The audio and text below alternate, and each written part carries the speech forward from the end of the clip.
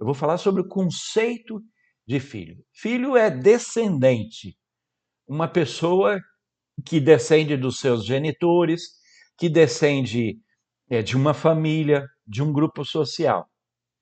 A semelhança entre filhos e pais, papai e mamãe, engloba aspectos genéticos, físicos, comportamentais, resultantes de herança de DNA. Agora, além dessas semelhanças, né, que inclui cor de olho, formato do maxilar, do nariz, textura do cabelo, um potencial de altura, agora existe também os aspectos de convívio, né, entre os pais e os filhos. Então, quando você é filho de alguém, você normalmente, Deus pegou o papai e a mamãe, colocou dentro do liquidificador, apertou o botão, vum, aí saiu você. Aí o papai e a mamãe teve outro filho. Aí Jesus colocou o papai e a mamãe dentro do computador, dentro do liquidificador, apertou um pouquinho mais demorado. Saiu um filho parecido, um pouquinho diferente. A dona Florinda, ela é mãe de três filhos que eu conheço e sou muito apaixonado por eles. A Gisele tem dois filhos, inclusive orem pelo Mateus que está com o pezinho machucado. A Nancy, eu acho que tem um casal, se não me lembro. O Fernando tem um filho.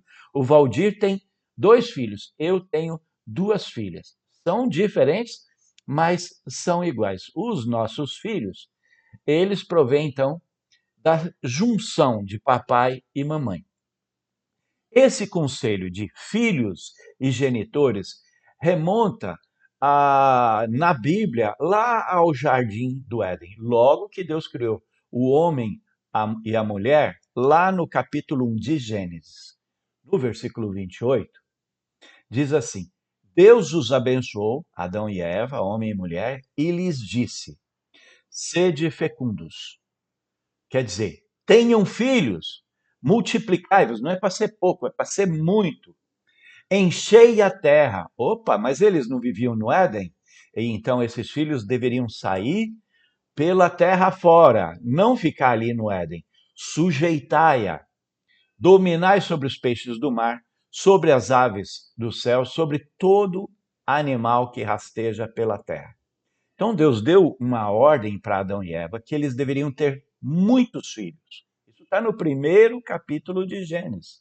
E esses filhos não deveriam ficar ali, eles deveriam sair pela terra, ir lá onde tem mar, ir lá onde tem floresta e dominar sobre todas essas coisas.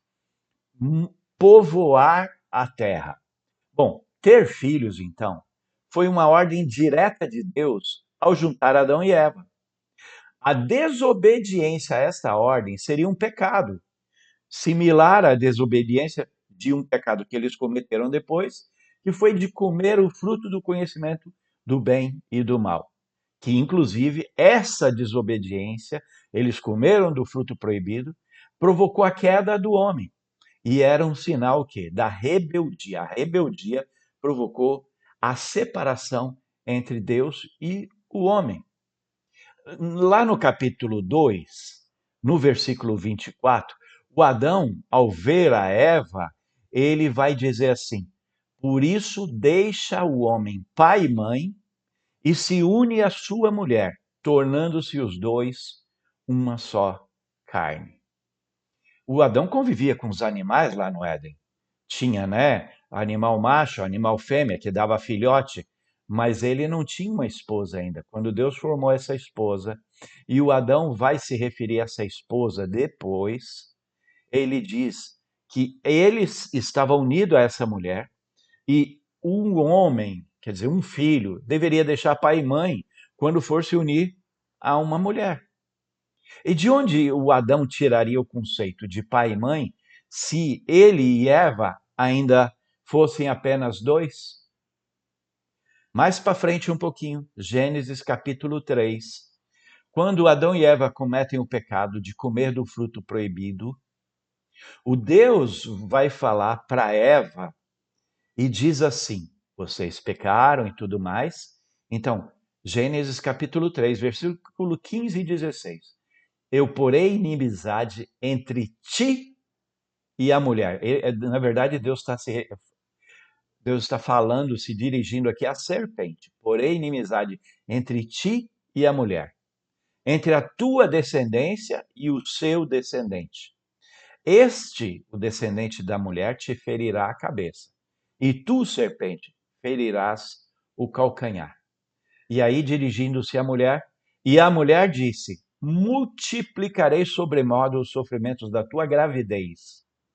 Em meio de dores darás à luz filhos.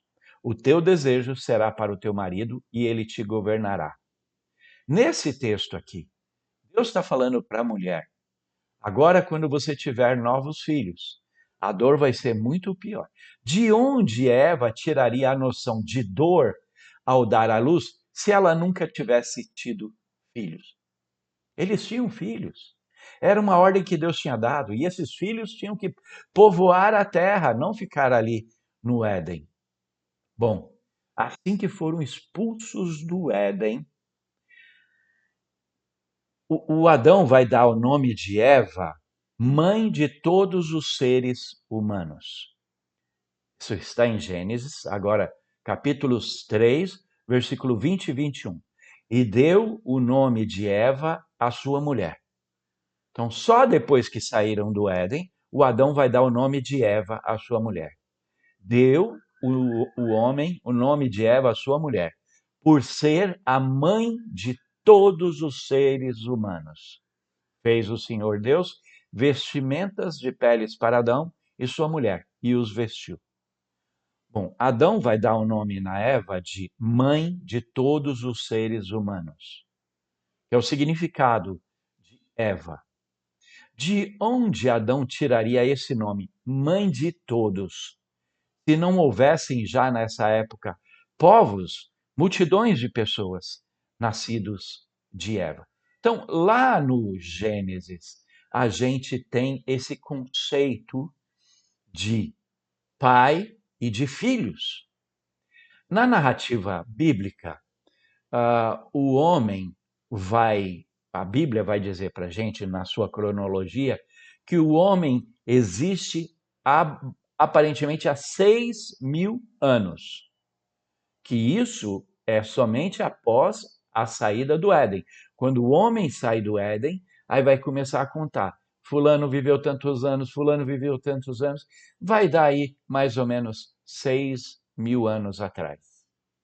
Agora, conforme a ciência, o ancestral humano mais antigo viveu. A ciência não é exata nesse sentido, mas a datação é que o ancestral humano mais antigo viveu entre 30.000 a 150.000 anos atrás. Bom, quanto tempo Adão e Eva viveram no Éden antes de desobedecerem a ordem de Deus? Você já pensou nisso? Porque Deus vai criar Adão e Eva, vai colocar eles no Éden, aí eles só vão sair de lá quando desobedeceram a ordem. Não pode comer do fruto do conhecimento do bem e do mal.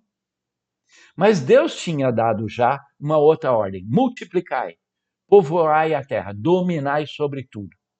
Bom, entre o início do convívio de Adão e Eva no Éden e a saída do Adão e Eva do Éden, quanto tempo se passou? Você já perguntou nisso? Você já perguntou sobre isso? Não dá para a gente saber quanto tempo se passou. Porém, a Bíblia vai dizer claramente que já existia populações quando Adão e Eva saíram do Éden. Por quê? O que acontece? Caim e Abel. O Caim mata Abel. Por que a Bíblia vai colocar e citar esse nome de Caim e Abel? Porque foram os dois que provocaram o primeiro homicídio. Um que morreu, outro que matou. E quando Deus expulsa o Caim da sua presença, o Caim diz para Deus naquele momento exatamente o quê? Eu vou sair pelo mundo, quem me encontrar vai me matar. Já existia gente, já existia povoações. O Caim vai para uma região, chega lá, ele se casa com uma mulher e ele passa a ter filhos com essa mulher. É o texto bíblico limpo e puro. Então, dizer que Abel e Caim foram os primeiros filhos de Adão e Eva não encontra respaldo no texto bíblico. Agora, se a gente vai olhar para essa situação, ok? Hipotética de que o ser humano possa ter vivido no Éden 30 mil, 100 mil, 150 mil anos e depois ter sido expulso do Éden. Pensa comigo, em 6 mil anos, que é o que conta a saída do Éden até os dias de hoje, que é a narrativa bíblica, né, de idade da humanidade, isso a gente tem bastante documentos sobre isso. A raça humana desenvolveu tanta tecnologia, tanta ciência, desenvolveu-se em tantas direções, muitas boas e muitas ruins, péssimas.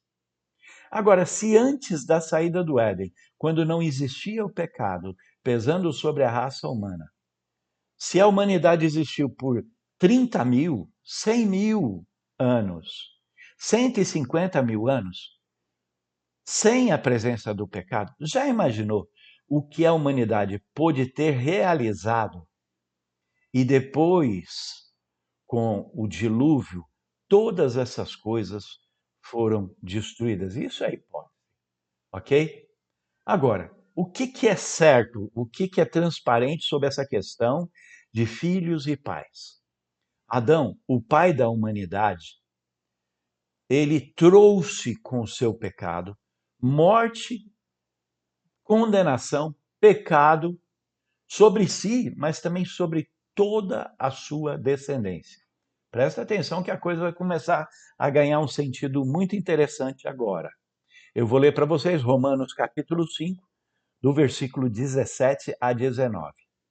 Se pela ofensa de um, quer dizer, Adão, e por meio de um só, Adão, reinou a morte, muito mais os que recebem a abundância da graça e o dom da justiça reinarão em vida por meio de um só, a saber, Jesus Cristo.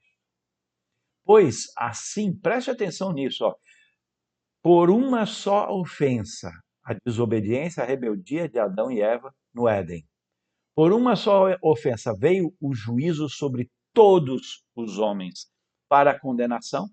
Assim também, por um só ato de justiça, Jesus Cristo na cruz, veio a graça sobre todos os homens para a justificação que dá vida. Porque como pela desobediência de um só homem, muitos se tornaram pecadores, assim também, por meio da obediência de um só, muitos se tornarão justos. É incrível, gente. É uma benção a obra de Jesus Cristo. Mas é uma tragédia, é um terror o que o Adão provocou na nossa vida. A queda de Adão trouxe morte, pecado e condenação a toda a sua descendência. Ó, confirma isso com Efésios, que eu vou ler agora, capítulo 2, do versículo 1 ao 3. Ele, Deus, nos deu vida, estando vós, como que a gente estava antes de Jesus na nossa vida? Estando vós mortos nos vossos delitos e pecados, nos quais andastes outrora, segundo o curso deste mundo, segundo o príncipe da potestade do ar, do espírito que agora atua nos filhos da desobediência, entre os quais também todos nós andamos outrora, segundo as inclinações da nossa carne, fazendo a vontade da carne e dos pensamentos. E éramos, por natureza, filhos da ira, como também os demais. É muito sério isso, gente. Nós somos, sem Jesus, filhos da ira. Ira de quem? Ira de Deus. É o texto bíblico falando e nos ensinando. Bom, vamos ver a gente viu o conceito de filho dentro da história da humanidade. Vamos ver o conceito de filho e também de genitor, né, de pai, muito antes da criação de todas as coisas. Hebreus 1:5 diz: Pois a qual dos anjos disse jamais: Tu és meu filho, eu hoje te gerei. E outra vez, eu lhe serei pai, e ele me será filho. Essa citação de Hebreus do Velho Testamento está falando da palavra de Deus, referindo-se ao seu filho Jesus. Jesus não foi formado, Jesus não foi criado. Os anjos foram criados, o homem foi formado. Jesus foi gerado. Jesus, ele é o monogenês, o unigênito de Deus, o único do gênero. João capítulo 1, versículo 14 diz: E o verbo, Jesus, se fez carne e habitou entre nós, quando ele se tornou homem, esvaziando-se da sua divindade. Bom, o verbo se fez carne e habitou entre nós, cheio de graça e de verdade, e vimos a sua glória, glória como do unigênito do Pai. Então, Jesus é o unigênito de Deus, o único do gênero, o único do gene, daquela genética, daquela geração. Ele é o monogenei.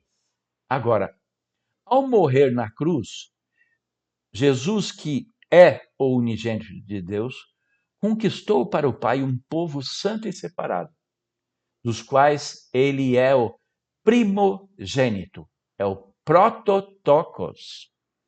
Você entende essa junção de duas palavras, proto e tokos? Proto é o primeiro. Na indústria se fala muito em protótipo. Vamos fazer o primeiro desse tipo, né? Então Jesus é o primeiro. Eu vou explicar isso lendo Colossenses capítulo 1, versículo 18 até 20. Ele, Jesus, é a cabeça do corpo, da igreja. Ele é o princípio, o primogênito de entre os mortos, para em todas as coisas ter a primazia. Porque aprove a Deus que nele residisse toda a plenitude e que, havendo feito a paz pelo sangue da sua cruz, por meio dele, reconciliasse consigo mesmo todas as coisas, quer sobre a terra, quer nos céus.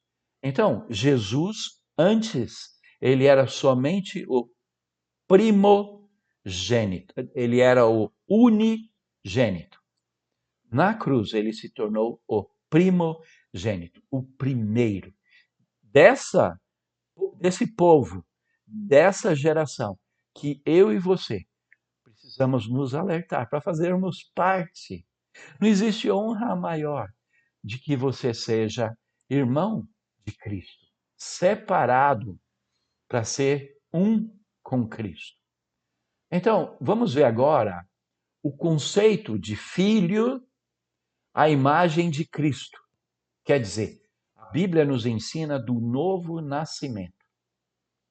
Um homem, um grande religioso da época de Jesus, foi procurar Jesus de noite, às escondidas. Por quê? Ele era um dos líderes dos fariseus. Então, ele não queria que ninguém soubesse que ele foi visitar Jesus. Ele tinha seus motivos, suas emoções, sua curiosidade, seu temor a Deus. O nome dele era Nicodemos. Aí eu vou pular um pouquinho, já vou ler aqui a partir do versículo 3, do capítulo 3 do Evangelho de João. Versículo 3 até o 7. Diz assim: A isso respondeu Jesus para o Nicodemos: Em verdade te digo, se alguém não nascer de novo, não pode ver o reino de Deus. Perguntou-lhe Nicodemos: Como pode um homem nascer sendo velho? Ele está falando dele mesmo, né? Pode, porventura, voltar ao ventre materno e nascer uma segunda vez? Porque Jesus tinha falado, para ver o reino de Deus, para ir viver com Deus na eternidade, tem que nascer de novo. Respondeu-lhe Jesus: em verdade eu te digo, quem não nascer da água e do Espírito não pode entrar no reino de Deus. O que é nascido da carne é carne. Quer dizer, o que é nascido de uma mulher é carne. O que é nascido do Espírito é Espírito. Não te admire se eu te disser, importa-vos nascer de novo. Jesus aqui então está dizendo o seguinte: quem segue a Ele, quem obedece a Ele, quem anda com Ele, tem o Espírito Santo. E o Espírito Santo vai fazer nessa pessoa uma obra chamada o novo nascimento. E aqui eu quero te perguntar: você já nasceu de novo? Você tem o Espírito Santo e isso provocou em você um novo nascimento? E eu vou te explicar como que alguém pode saber se já nasceu de novo. É simples. A pessoa que já nasceu de novo, ela identifica que em algum momento da vida dela, ela era uma pessoa, mas a partir do encontro dela com Jesus, que ela se consagrou ao senhorio de Cristo, ela disse: não mais eu, mas o Senhor. Eu não obedeço a mim mesmo. Tu és o meu Senhor, o meu Salvador. A partir desse momento, o Espírito Santo entrou nela. Ela não percebeu, talvez, na hora, mas ela começou a ser uma pessoa totalmente diferente. Coisas que ela não fazia antes, agora ela faz. Coisas que antes ela fazia, agora ela não faz mais. Uma mudança de dentro para fora, não por uma religiosidade, mas é uma transformação interior. Por quê? Porque essa pessoa se transformou numa nova criatura. 2 Coríntios capítulo 5 e 17, o versículo 17, diz assim: e se alguém está em Cristo, é nova criatura. As coisas antigas já passaram, eis que se fizeram novas. Não é religião, é mudança de vida real. Você passa a ser uma miniatura de Jesus. A palavra cristão significa isso. Não é uma classificação religiosa. Gálatas, capítulo 6, versículo 15 diz: pois nem a circuncisão é coisa alguma, nem a incircuncisão. Quer dizer, regras da religiosidade daquela época, dos judeus. Mas nenhuma outra regra de religião hoje vai fazer a diferença. O que faz a diferença, conforme Gálatas 6,15, o ser uma nova criatura. E como que isso vai acontecer? O Evangelho de João, no capítulo 1, versículo 12 e 13, diz assim: mas a todos quantos o receberam, mas a todos quantos o receberam, deu-lhes o poder de serem feitos filhos de Deus. Olha, aqui destaca a palavra poder, de serem feitos filhos de Deus. Isso está dizendo que a gente não nasce filho de Deus, nós somos criados por Deus. Em amor, somos criados, criaturas. Mas a todos quantos o receberam, deu-lhes o poder de serem feitos filhos de Deus. A saber, aos que creem no seu nome. Não é todo mundo, não é quem sabe de Jesus, do Jesus histórico, mas é quem crê no nome de Jesus, os quais não nasceram do sangue, nem da vontade da carne, nem da vontade do homem, mas de Deus. Evangelho de João, capítulo 1, versículo 12. Então, olha só, eu posso achar que eu sou filho de Deus. Eu já falei alguma vez, alguns daqui já ouviram isso. No nosso país, Brasil, o lugar que tem mais filho de Deus é em Brasília. Por quê? O deputado está metendo a mão lá, roubando, recebendo propina, né? O outro vê aquilo, vira para ele e fala: ô, cadê a minha parte nessa propina aí? Eu também sou filho de Deus.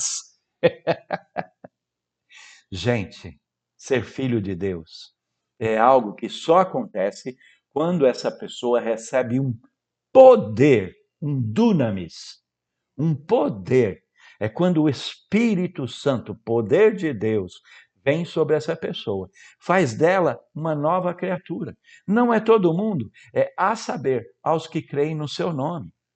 E aqui eu quero te dizer que esse é o tipo de fé que faz você abandonar tudo por Cristo. Tudo por Cristo. Você fala, mas é muito radical. Não, é mais radical do que eu estou falando. Muito mais radical. Jesus falou assim: se você é meu servo e o teu pai ou tua mãe quiser te obrigar a me negar, não me negue. Porque se você me negar diante dos homens, eu te negarei diante dos anjos. Jesus diz assim: aquele que me troca por filho, filha, marido, por dinheiro, por profissão, por qualquer coisa, não é digno de mim. É muito sério. O crer em Jesus é tão sério que eu gosto de usar essa figura de linguagem. Tinha um cara que ele foi escalar uma grande montanha e ele caiu dessa montanha preso pela corda de segurança. Então, é uma corda que está lá em cima, preso nos ganchos e preso nele numa cadeirinha que prende o corpo dele assim. Então, ele caiu e era quase de noite já quando ele caiu. Ficou preso pela corda, gelo por todo lado, neve e gelo por todo lado. E na queda ele desmaiou. Quando ele acordou, já estava tudo escuro, ele não via onde estava, ele não via nada. E ele gritou para Deus: Deus, me ajuda, me socorre. Porque ele sabia que ele iria morrer congelado. E ele gritou: me ajuda, Deus. Aí ele ouviu uma voz dizendo assim: você acredita mesmo que eu posso te ajudar? Ele disse: sim, eu creio de todo o meu coração. Aí a voz disse: então pega a faca que está na tua bota e corta a corda que está te prendendo. Dias depois, quando a equipe de resgate chegou procurando ele porque ele tinha sumido, encontraram ele pendurado na corda de segurança a 1,5 metros de altura da neve. Crer é você ser capaz de abrir mão de tudo. De tudo, de tudo, de tudo. Crer não é dar dinheiro para a igreja. Crer não é ficar correndo atrás de pastor ou padre ou qualquer líder que te conquista porque fala bem. Crer é algo entre você e Jesus. Crer é algo que te compromete. Crer é algo que te faz andar pelo caminho estreito. Jesus falou assim: a porta da salvação é estreita, o caminho da perdição é largo. Jesus disse: no mundo tereis aflição, mas tem de bom ânimo, eu venci o mundo. Crer é ser capaz de enfrentar o que for preciso. Ah, mas eu não consigo me livrar disso. Ah, Deus me entende, Deus sabe. Não. A palavra de Deus te ensina o que Deus diz, o que Deus pensa e o que Deus quer de mim e de você. E nessa noite eu estou trazendo essa palavra de alerta para todos nós aqui. Para todos nós. Não basta ser religioso. Não basta. Se você não for filho de Deus, você ainda está debaixo de uma situação muito perigosa. Olha, Mateus capítulo 7, Jesus está falando, saiu da boca dele isso, ok? Lá na frente, depois do final dessas coisas todas, quando Jesus estiver julgando as pessoas, ele diz assim: muitos naquele dia hão de dizer-me, Senhor, Senhor. Você hoje é capaz de chamar Jesus de Senhor? Porventura não temos nós profetizado em teu nome? E em teu nome não expelimos demônio? E em teu nome não fizemos muitos milagres? Olha, pessoas estão falando com Jesus. Isso é lá na frente, no dia, né, dos julgamentos e tudo mais. Estão dizendo para Jesus: talvez você nunca expeliu um demônio, talvez você nunca fez um milagre em nome de Jesus, talvez você nunca tenha profetizado em nome de Jesus. Essas pessoas estão dizendo assim: nós profetizamos em teu nome, expelimos demônios em teu nome, e em teu nome fizemos muitos milagres. Isso é lá na eternidade. No versículo 23 do Mateus 7, Jesus diz assim: então lhes direi explicitamente: nunca vos conheci. Apartai-vos de mim, os que praticais a iniquidade. Gente, isso é terrível. Tá cheio de gente por aí achando que é trigo e não é trigo, é joio. Pratica a iniquidade, não vive conforme a palavra de Deus. E não é seguir as regras de uma igreja, não é os dogmas, as doutrinas de uma igreja, não. Atente para o que eu estou te alertando. É seguir a palavra de Deus. Mas não adianta só isso. Precisa ter o Espírito Santo. Precisa ter nascido de novo, ser uma nova criatura.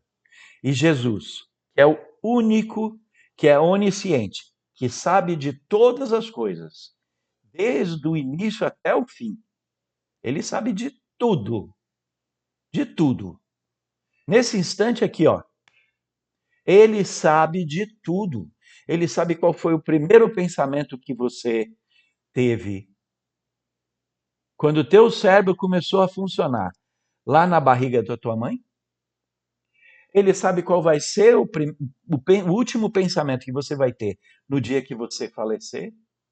Ele sabe todos os pensamentos que você teve até hoje, nesse momento que eu bati minha palma. Ele sabe tudo isso nesse momento que eu bati minha palma, sobre todo mundo que já existiu. Ele sabe tudo isso, sobre todo mundo que nem nasceu ainda naquele momento. Ele é onisciente.